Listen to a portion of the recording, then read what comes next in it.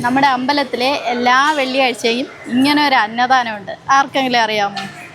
നല്ല പച്ചരി കട്ടച്ചോറും മോര് കറി, ചമ്മന്തി, പിന്നെ ഇവിടുത്തെ പായസം എല്ലാം കൂട്ടി നല്ലൊരു അന്നദാനം കഴിക്കാം എല്ലാ വെള്ളിയാഴ്ചയും. ഓരോ വെള്ളിയാഴ്ചയും ഓരോരുത്തരുടെ നേർച്ചയാണ്. ഇങ്ങനെ ഒരു അന്നദാനം ഇവിടെ സാധ്യമാക്കിയത് നമ്മുടെ ക്ഷേത്രത്തിൽ നാരായണീയവും ദേവി മഹാത്മ്യവും പഠിപ്പിക്കുന്ന ഇന്ദിര ടീച്ചറാണ്. ഇത് തുടങ്ങാനുള്ള സാഹചര്യം ഇങ്ങനെയായിരുന്നു. നവരാത്രി നാളിൽ 9 ദിവസം ദേവി മഹാത്മ്യം ചൊല്ലിയപ്പോൾ 9ാമത്തെ ദിവസം ഈ ദേവി മഹാത്മ്യം ചൊല്ലി അവസാനിപ്പിക്കുന്നത് അന്നദാനം കൊടുത്തുകൊണ്ടാണ്. അങ്ങനെ ഇന്ദിര ടീച്ചർ തന്നെയാണ് ഈ അന്നദാനത്തിന് മുൻകൈ എടുത്തത്. പേരെന്താ? ദേവുമാരി. ഇതിന്റെ കൂടെ എന്തൊക്കെയാണ് കൊടുക്കുന്നത്? തൈര്, ചമ്മന്തി, അച്ചാറ്. അന്നദാനത്തിനുള്ള പ്രസാദം തയ്യാറാക്കുന്നത് ഈ 2 ചേച്ചിമാരാണ്. പച്ചരി നന്നായിട്ട് വേവിച്ച് തേങ്ങയൊക്കെ ഇട്ട് നല്ലപോലെ വെള്ളം വറ്റിച്ച് കട്ട ചോറാക്കിയാണ് ഇതെടുക്കുന്നത്.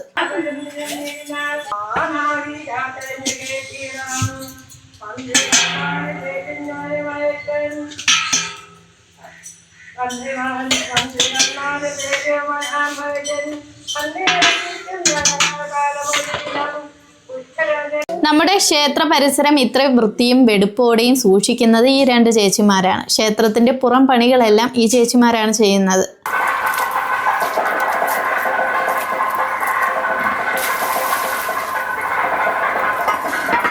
മംഗലത്തോണം കാട്ടുനട ശ്രീ ഭദ്രകാളി ക്ഷേത്രത്തിൽ എല്ലാ മലയാള മാസവും ആദ്യത്തെ വെള്ളിയാഴ്ച ഇവിടെ അന്നദാനമുണ്ട്. എന്നാൽ അത് പോയിട്ടാണ് എല്ലാ വെള്ളിയാഴ്ചയും ഇങ്ങനെ ഒരു അന്നദാനം കൊടുക്കുന്നത്.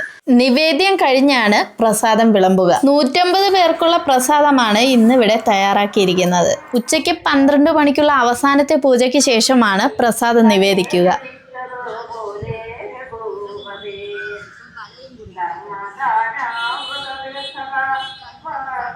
ഇന്നത്തെ അവസാനത്തെ പൂജയ്ക്ക് എത്തിയതും നിരവധി ഭക്തജനങ്ങളാണ്.